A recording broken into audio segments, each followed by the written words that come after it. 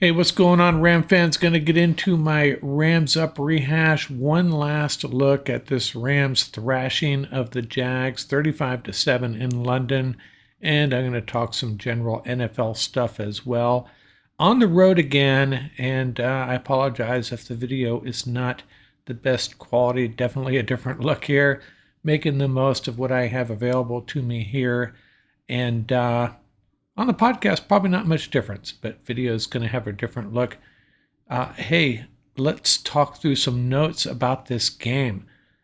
13 personnel used by the Rams 24 times, and we had talked about this ad nauseum about going to 12 personnel, let alone 13 personnel, and the Rams finally did it. I don't think it necessarily translated into a run-heavy attack, which is what you might expect, but it was more about just getting different receivers involved, and in this case, it was the tight ends. In fact, Rams and ex-Ram tight ends, 20 targets total in this game. That's including the 4 Ram tight ends as well as 2 ex-Ram tight ends, Johnny Munt and Hunter Long. I wanted to touch base on the Rams running backs, and I have to tell you, I am not disappointed in Kyren Williams and Blake Corum overall.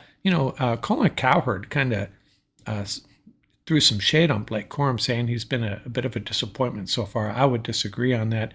He just hasn't gotten the opportunity to be the guy for our Rams. But I did want to touch on their performances so far. Kyren, a 4.4 yards per carry average, 5 TDs, 3 of them receiving actually, but his longest run just 20 yards.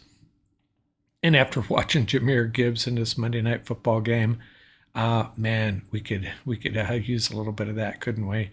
Blake Corum, 4.7 average, just 1 TD. Limited action, of course. His longest run, just 15 yards. So we have not seen the increased explosiveness that we were hoping for so far. And maybe it's time to, get a little bit Jarquez Hunter involved. That's not going to happen. We know it's not going to happen. In fact, he was inactive against the Jags because I guess I'm thinking the Rams weren't 100% sure about Blake Corum, and they felt more comfortable with Ronnie Rivers as being the backup running back if it came to that. So they sat down Jarquez Hunter for a game. Per JB Long of the Rams.com, all 5 of Stafford TDs came against the blitz. That's Matthew for you. And, the Rams had struggled up until a couple of games ago defending fourth down situations. In this game, the Jags were 5 for 21 on 3rd and 4th down. So this defense is really hitting its stride, and it's nice to see. It is fun watching this defense. It really is. I wanted to give some shout outs to less than obvious shout outs, perhaps.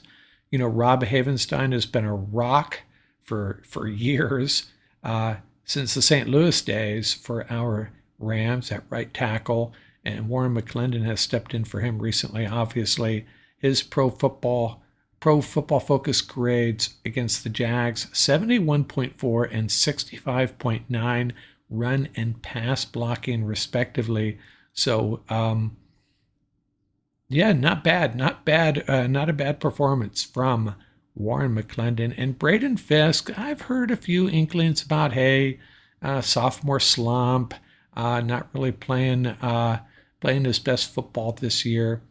He had 8 pressures, a career high against the Jags, so he is impacting the game. I think he's helping out his outside linebackers. Maybe you don't see it. Maybe you need to watch the tape. The data indicates he is. It hasn't really been a dip as far as his impact on the game, at least against the Jags. So good things happening for Braden Fisk and Darius Williams, D-Will. I think it really was a case of this secondary adjusting to the absence of Kilo Witherspoon. They did struggle for there a bit, but they are playing really good football. D-Will, coverage grade of 86.3 against the Jags. 6 passes went his way, 1 completion for 6 yards.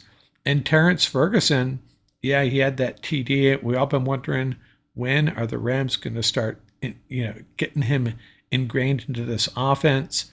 And it was potentially because of his run blocking. That's what a lot of us thought, myself included, until he proves he can block. Well, he had a run blocking grade of 76.8 in this game, higher than any of the Rams' offensive linemen.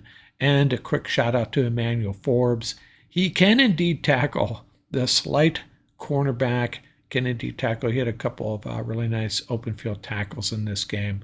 And Joshua Carty, I mentioned it in my post-game reaction.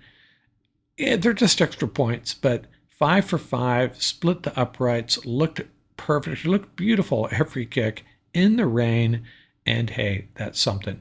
I still need to see him nail some field goals, especially in crunch time, but it's a little reassuring at least to see him make those. I understand. I'm not trying to overstate that. I still have a worry meter going for Joshua Carty, but it's a little less alarming than it was before this game. I thought I'd give some quick position grades. After 7 weeks, and I'm not going to go into great detail on this, maybe this is something for Scott and for Bo to chew on, and we'll get into it more on our Saturday morning roundtable. Quarterback, really, singular. Jimmy G did finally get into a game, but Matthew Stafford is solid A. He's had a few passes that he's overthrown here and there. He's kind of high, actually, quite a bit, but still the productivity and sore back. Are you kidding me? This guy is playing lights out. The running backs, C+, and it's a solid B if you take away the turnovers, critical turnovers, and the loss of explosiveness.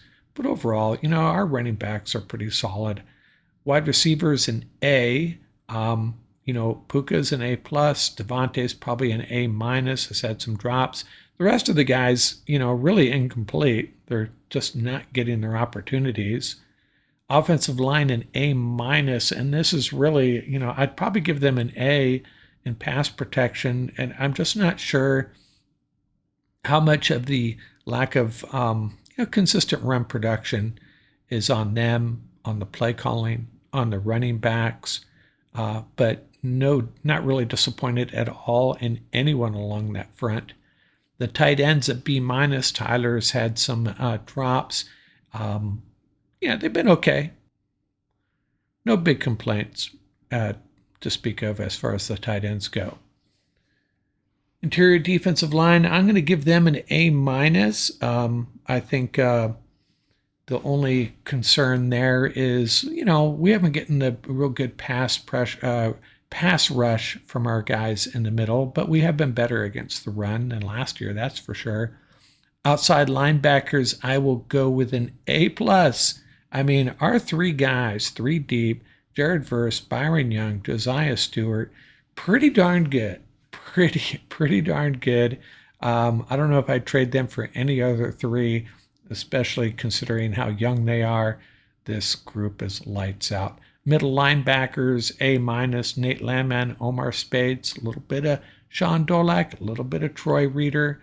I think they're probably not stellar in pass coverage all the time, but really no complaints. Pretty solid group. And Nate Landman is one of the MVPs of this team so far. I'd probably even consider giving him an A+, at least an A, as a standalone inside linebacker. Cornerbacks B-. I would give them a B+, except for that performance against the 49ers, especially in the first half, and the second half against the Eagles. But a lot of that's going to fall on Chris Shula, to be honest with you. Overall, not a bad year so far for our cornerbacks. No Pro Bowlers in this group, but not bad at all. If Ahkello Witherspoon had been there all year, it'd probably be pushing a B+.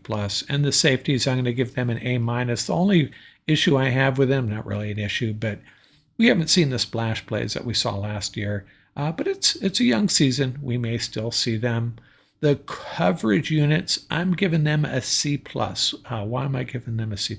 Well, I think the returns against us, if I'm not mistaken, have been pretty consistently getting the ball. Their return yardage is just a little higher than I'd like to see. We've been saved by a couple of flags as well, but nothing to get too excited about. There is room for improvement, that's for sure. The return units, yeah, Xavier's been pretty good. Haven't had any giant returns, game changers. But one thing I will say is I feel really good about Xavier Smith's ball security. That's why I love having him back there, and y'all can just go knock on wood for me right now. And the punters, kickers, we're talking about Ethan Evans and Joshua Carty. So Ethan, and full disclosure, I haven't done a data dive on Ethan Evans, but I'm going to guess he's pretty much middle of the pack. Pretty fair. He's had a couple of less than stellar kicks. He's had a couple really good ones, fairly consistent. I don't think he's kicking the ball as well as he did late last year, though. And then Joshua Carty, I'm probably being a little unfair to him because his kickoffs have been incredible. Just some really significant failures on field goals and point afters. Now, how much of that is him? I don't know. At least a lot of it has to go on Joshua Carty. Maybe a little harsh on the D plus if you think about it. Maybe Evans is a B minus and Carty is a C minus, which doesn't add up to a D plus, does it? But still such an important part of the game.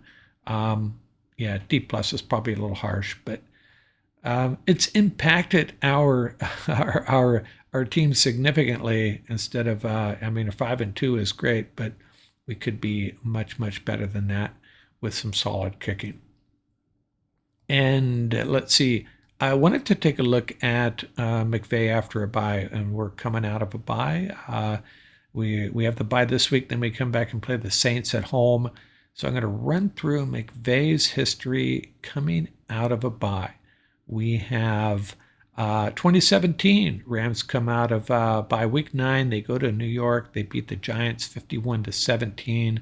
The following year, week 13, they go to Detroit and beat the Lions 30-16. 2019, week 10, they go to Pittsburgh, and this was the game where they got an early scoop and score. I think it was Dante Fowler, but they still lost to the Steelers 17-12. Then 2020, week 10, they beat the Seahawks at home 23-17. The following year, 2021, they go to Green Bay in week 12 and lose to the Packers 36-28. We got back-to-back years here where the Rams really had dud performances on the road coming out of a bye the following year. And this was that horrible, no good year, 2022, week 8. They go up to Santa Clara and lose 31-14. And then back-to-back wins in 2023 and 2024. Week 11 at Seattle, Rams 17, Seahawks 16. And then I think that was the game Jason Myers missed the late field goal, if I'm not mistaken. In 2024, at home against the Raiders, the Las Vegas Raiders, the Rams 20, the Raiders 15. So in summary, what do we have? 5-3 overall under McVay after the bye, and then 2-0 at home. Average of 24 plus points, 24 points and change on average, points scored, and on average 20 plus and change, 20 and change points allowed. So overall, Rams have done pretty well. Now coming out of a bye against the Saints, all of this data would indicate Rams are in pretty good shape against a struggling Saints team. Rams should be able to come out of this with a win. Then we go to my annual or periodically I like to look at the teams that I think their seasons are over. And for those of you that are unfamiliar with this, what I do is I declare a team season is over, and no turning back, no going back, and see how many of these I'm right. And I've had 10 teams for several weeks I've ruled out. And a few of them are maybe going to prove me wrong, perhaps. But they include the NFC teams, the Saints, Bears. Bears are actually coming on. The Giants, if they had beaten the Broncos, I would be feeling pretty bad about my call on the Giants. And the Cowboys too. Ruled them out, but they're surging a little bit, looking like they have some life. And then the Panthers. In the AFC, the Raiders, Jets, Dolphins, Browns, and Titans. Browns got a win last week, but I feel pretty good about those. Calling their seasons over. 10 teams there, and I've added an 11th. And whose season is also over? It is the Arizona Cardinals, and that's right. And it's kind of a shame because I feel like their coach is doing all the right things. I think their roster is slowly improving. They got an issue at quarterback, obviously. Kyler Murray, too good to move on from, but not good enough to get you to the promised land. And this team, they start out 2-0, like it seems like they do every year. They've lost 5 straight by a total of 13 points. Got some good players. Not a bad roster, but man, they're in a tough division and just cannot get over the hump. And in this division, they are done. Their season is over. Kiss it goodbye. And I hate to say it, really. Not that I'm pulling for them, but I just feel like it must be a really frustrating franchise to support, to root for. Always so close, yet so far away. And remember, a quick shout out to our partners at MyBookie. New users log on, then use promo code RAMSUP up to $500 in bets fully covered. That's go to mybookie.website/joinwithRamsUp. Promo code RAMSUP. Not a bad deal. I got a parlay going right now as we speak. Blue Jays, Seahawks, and the Lions. Looks like it's coming through. Looks like it's a sure deal as I'm recording this little ad here. Hey, if you feel like making a bet, if you got the expendable income to do so, hey, it's always fun, but be responsible. Be smart about it. It's a lot of fun to throw out a little bit of money on an NFL game once in a while. If you're going to do so, use promo code RAMSUP on mybookie.com. Not a bad deal. And I'll have a roundup on my betting and my game picks here. I've closed the gap on Pete Prisco, picked up 2 games on him.